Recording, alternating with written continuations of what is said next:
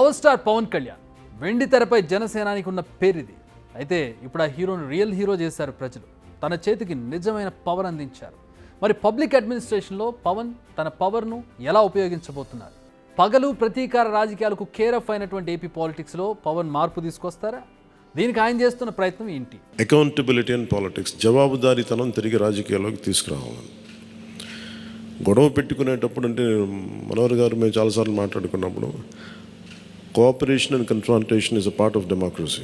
సహకారం, సంఘర్షణ, ఎప్పుడు సహకరించాలి, ఎప్పుడు సంఘర్షించాలి అనేది అది ఆ సమస్యలను బట్టి వాటిని బట్టి. అంతేగాని ప్రతిసారి పోయినసారి ప్రభుత్వానికి కూడా చెప్పాను, మేము చాలా కన్స్ట్రక్టివ్గా ఉంటామని వాళ్ళకి అర్థం చేసుకోలేదు. నా మాట, నా డెమోక్రటిక్ స్పిరిట్ని వాళ్ళు అర్థం చేసుకోలేదు ఆ రోజున. అలాగే ఇది కక్ష సాధింపులకి సమయం కాదు. ఇది ఇంత ఘన విజయం ప్రజల నిర్మాణానికి, లేదంటే వారికి అభివృద్ధికి, వారి అభ్యున్నతికి తప్ప ఇది ఒక వెండెట్ట గేయం కానీ, లేదంటే పగా ప్రతీకారాలు తీర్చుకోవడానికి గతంలో ఇలా చేశారు కదా మనం ఇలా చేయాలి, అలాంటి ఆలోచన ధోరణిని దయచేసి మనందరం దాన్ని ఎంకరేజ్ చేయకండి దయచేసి.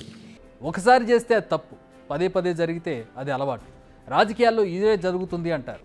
వాళ్ళు కాకపోతే వీళ్ళు కాకపోతే ఇంకొకరు. పాలించేవారు మారుతారు, బట్ పాలించే విధానం, వాళ్ళు చేసేటటువంటి కార్యక్రమాలు మాత్రం మారు.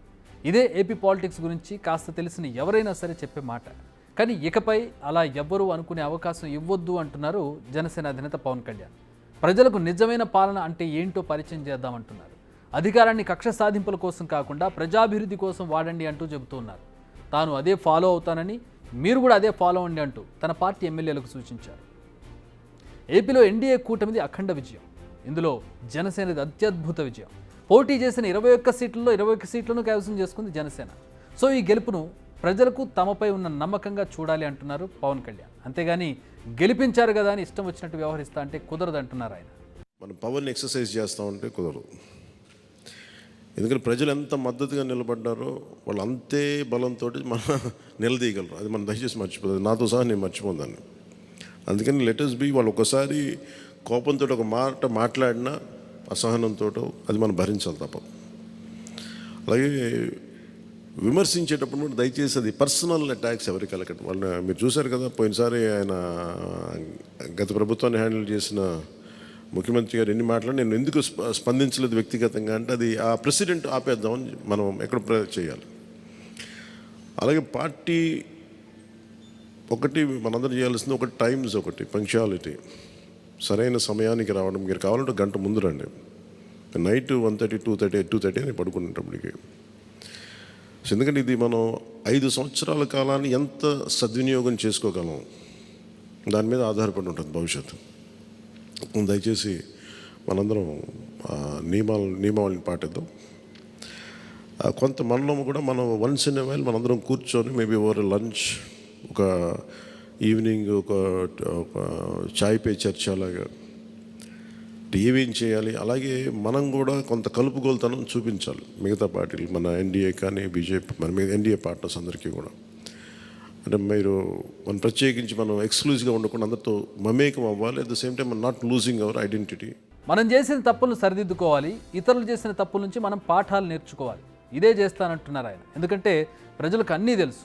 అధికారాన్ని ఇవ్వడము తెలుసు, ఇచ్చిన అధికారాన్ని ప్రజల కోసం సద్వినియోగం చేయకపోతే ఆ అధికారాన్ని లాక్కోవడం కూడా తెలుసు.